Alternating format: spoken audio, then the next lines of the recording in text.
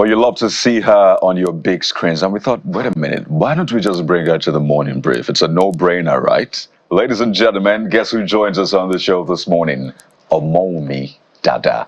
She is an actor, voiceover artist, presenter, fashionista. Should I go on? Lecturer. Let's just stop right there. So we can have a conversation on the show this morning. Good morning. Good morning. Good morning, everyone. Good morning. And you look amazing. Oh, thank you. As you so always much. do in the movies. Jeff was saying you're a lecturer as well. She knows where we're coming from. I know, Yes, right? I know. So let's talk about you. You know, I was reading about your journey here, and you look like one of those people that, I mean, I think you knew what you wanted to be. Basically, a cultural troupe, studied the arts, and here you are. We weren't stalking; it's called research, right? And you know, for some people, that's rare, because a lot of people have to do trial and error. You study medicine, then you end up Being a director. You know, right? Because it's I know. just trial and error. So I wanted to give us an insight into that. I imagine some people envy you for. Is it something that just happened, or how did you happen at it? Oh, wow. It definitely didn't happen. Yeah. The fact who I am today has been a journey of about 16 years, I will say. But then as a child, I've always been attracted to the arts. I'm that child that was super glued to the television, watching people like you present. I wanted to be on the screen. I was also in Igbo cultural troupe in primary school, Yoruba cultural troupe in secondary school. My dad had told me the story of every man. And then when it was time to leave primary school, I just called all my friends together and I was like, you do this, you say this, you did it. I didn't even know what I was doing, was directing. And then we had like a stage play, you know. But then when I was in secondary school, I thought I wanted to be a lawyer. In fact, I was in press club as well. I was the assistant secretary general in press club. I just knew that anything art was what I wanted to do. So I was really big on being a lawyer because my parents would always say, oh, you ask a lot of questions, oh, you like to defend people, yada, yada, yada, and all that. But I was still very much in touch with everything arty. From JS2, I started to dance bata dance. And bata was something that only seniors could dance, but I just could. And then I was also in literary and debating club. I would act and do debates and all that. So when it was time to go to the university, I was like, Omowunmi, you love law, you love to defend people, justice, stand for people's rights and all that. You also love the arts. So which would you pick over which? And I was like, I think I should go for theatre arts. So I studied theatre arts at the University of Lagos. But right from when I was in school, I started to go for auditions. I started to do stage productions, make money. I was quite daring. I would say to my friends that this test that the lecturer said will happen today will not happen because I have an audition to go for. Many times it happened that it never happened. Was that a prayer or a declaration or everything mixed? You know, I just knew that I had God's backing, Right. and everything I said would come to being. So because I had an audition, and this lecturer said we're going to have tests, I was saying tests will not happen. And many times it doesn't happen. But I think it was just once that the test really happened. So I went to the lecturer's office. And they kind of knew that Omowunmi is not like that. She's a good girl. So he just told me, tear a sheet of paper, sit down. And he gave me new, fresh questions entirely. But I know, but to God be the glory, I was best graduating student in my class. I was going in for first class, but you know how, of course, strong to one is very okay. And then after my NYSC, I went into the industry full on, started to go for auditions and all that. There were loads and loads of no's. You know, there were some yeses as well, good times, bad times. But one thing I knew was that apart from acting being something I was passionate at, it was also something I would say my ministry. And I knew that this is what I was called to do. So I was extremely dogged at every opportunity I had, even if it was to play a cameo, a waka pass or anything, I would give my absolute best. And with people seeing me in one scenes, you know, people noticing me, to getting bigger roles. And yeah, that's been the journey. And here we are today. So let's stay with that journey, all right? Okay. One of the journeys took you to, is it America now? Yes. Tell us about what was all of that about. Tell us, because I followed through. I was watching. I was okay. Is Omowunmi now a lecturer? What exactly is going on? But I saw that maybe was there an exchange program. What was it all about? So I was global artist in residence for the University of Michigan for the fall semester last year. And what they wanted, because they realized that apart from being an artist and a creative, especially in African arts, they also wanted someone who was very much in touch with the scholarly as from the academia. So what I did there was go to different departments and lecture, basically talk to the students about Nollywood, African arts, Nigerian arts, the essence of our culture, our tradition.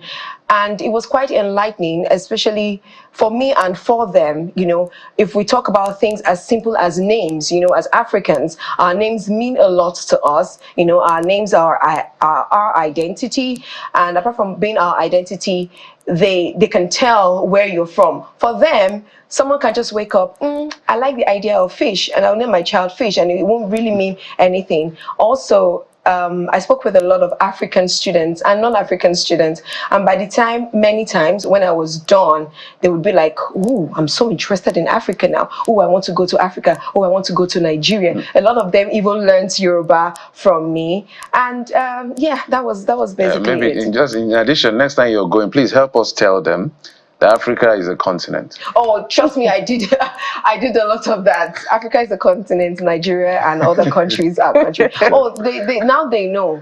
Then, apart from that, a lot of my films were screened as well. For example, Eniola was screened at the State Theatre. Beautiful. Right? Yeah, and a lot of people. In fact, the hall was filled mostly with white people, and it was so beautiful for them to know that as much as they have the Michael Jacksons and the Mariah Careys of this world, we also have people like Eniola, like Ebenezer Obey, and all of that. It was really, really interesting for them, and for me as well. Yeah.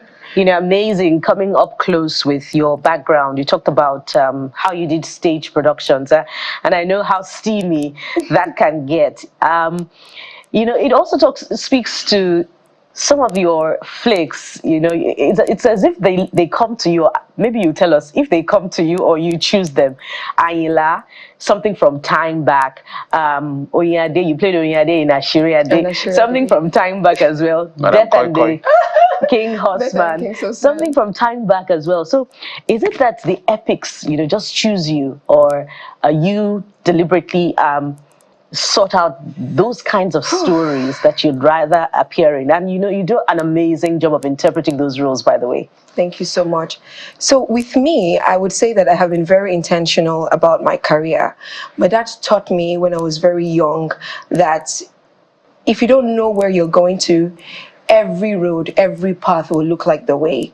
So you have to be very intentional. So when the scripts come, I'm always like, how does this speak to me? I'm really, really a huge African and Nigerian enthusiast. For me, it has to tell our stories to the world, and it's about time that we do that. But most importantly, I'm really big on stories that have morals, and we can teach about us to generations to come. So let me take a film like Death and the King's Horseman, right? Eleshionba.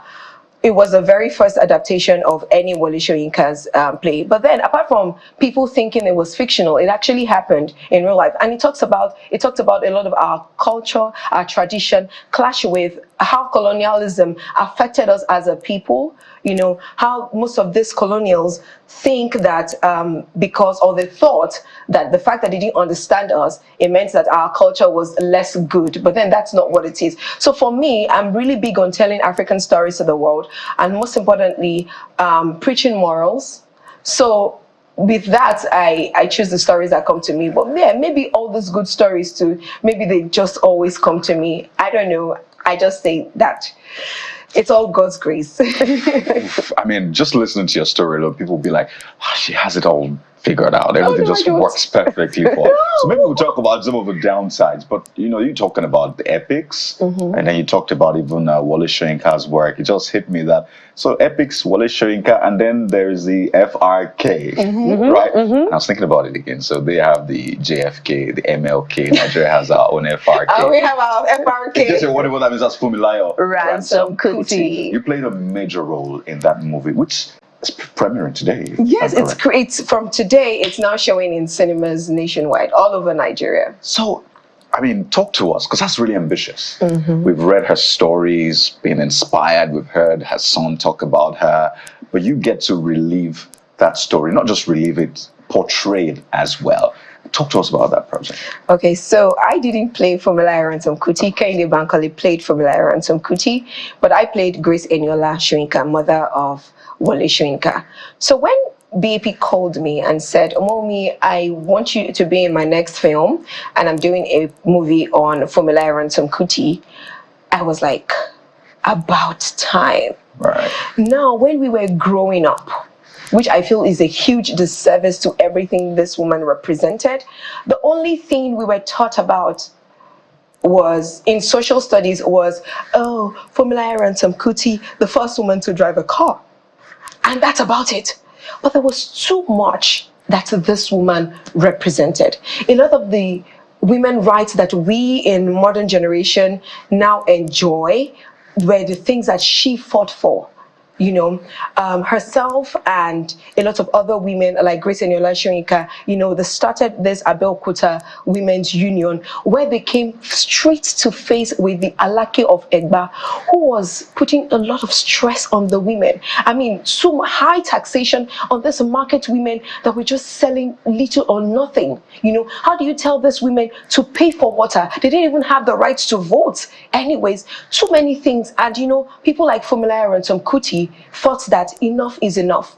They had to stand up for these women who were less educated and who probably did not have the voice to speak for these women, to speak against all of these ills meted to them by the Alake of Egba land and even the colonial masters. And guess what? They fought and they won a lot of these battles. She was so strong, she was tenacious, and I think till the day she died, she didn't stop fighting.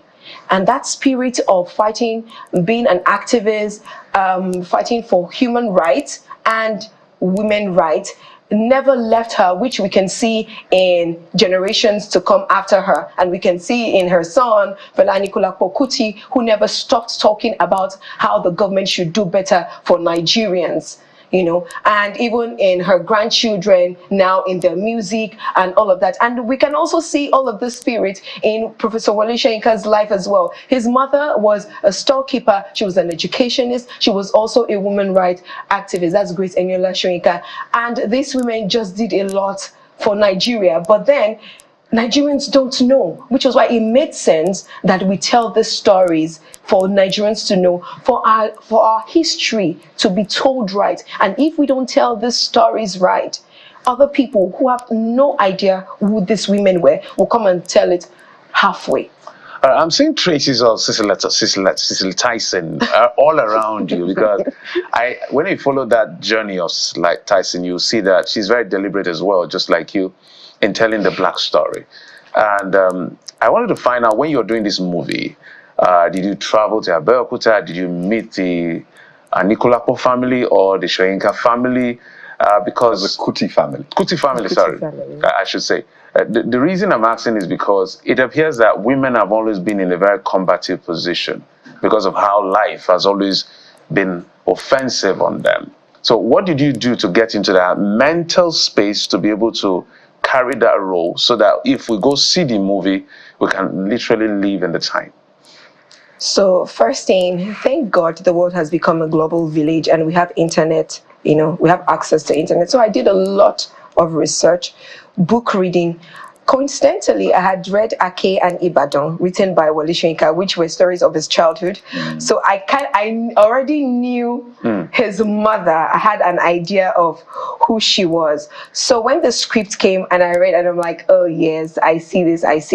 But most importantly, we shot in Abeokuta. And we visited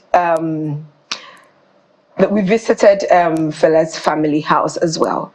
We had a lot of connection to it. We had some of the cooties as well on set with us, and they shared a lot of experience about, you know, their grandmother. So all of these things really helped us in becoming the character. But most importantly, it's a lot of work being an actor. In fact, the work doesn't start from getting on set. Most of the work starts from before you even get on set.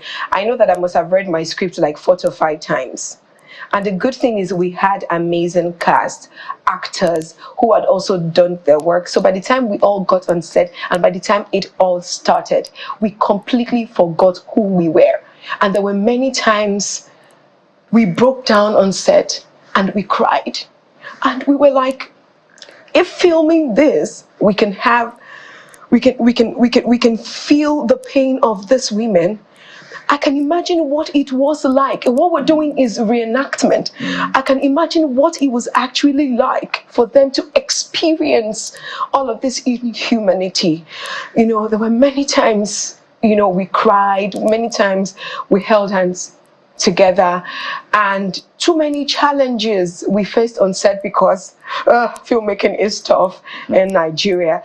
But the fact that this story needed to be told kept us going, and I'm so happy that it's in cinemas and the world can see it. And you're already getting into character. No, I'm not getting into character. You are getting into character, and I'm tempted to. Emotional. Right? Yeah, because I can still relive our days on set. You know, there was a scene where the Parakoyis, who are the palace guards, had to beat the women. And on the call of action, because we had over 500 Abeokuta women support us, they were with us, you know, part of the scene.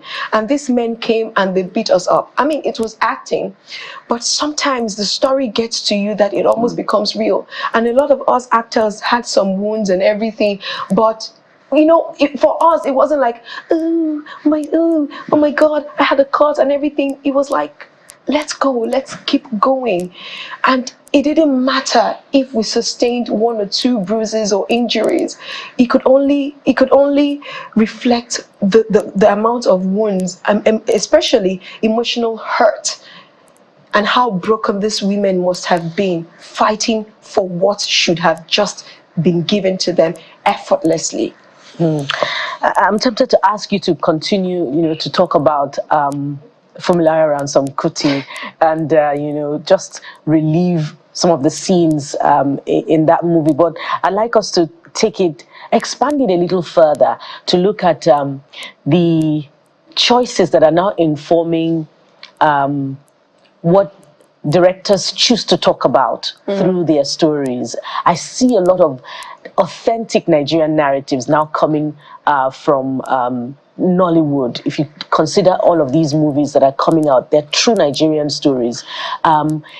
Is it the attitudes, the tastes of Nigerian viewers that are informing this, or the deliberateness of the need, you know, to tell the true Nigerian stories? I know for a fact that I mean, we grew up having Nollywood as boy meets girl, girl meets boy stories. But, you know, we just realized that, like I said earlier, if we don't tell our stories, other people will tell it in a wishy-washy way.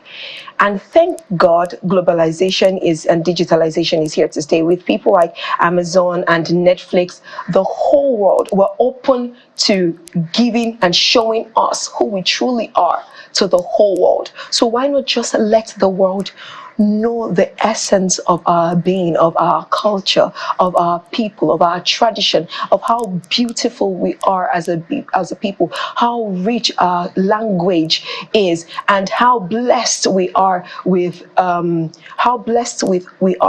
people that are here, come and gone.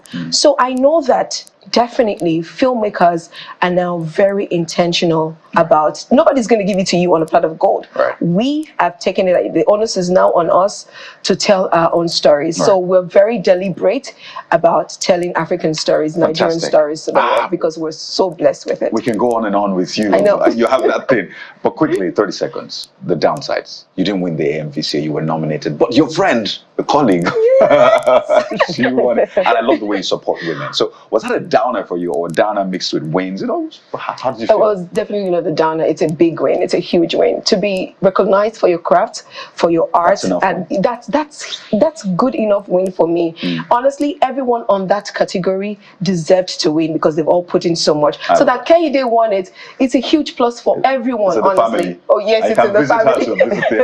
Every one of them, honestly. There you go, Omowunmi Dada. It's been a pleasure speaking with you. She plays Professor Wole Soyinka's mom in FRK. So hey, go ahead, see that movie. I'd like to thank you so much for your time. Wish you the very best. Thank you. On this journey Thank you. to bigger stars. I can't forget Madam Koi, by the way. Thank you, Mom. Thank you for having me.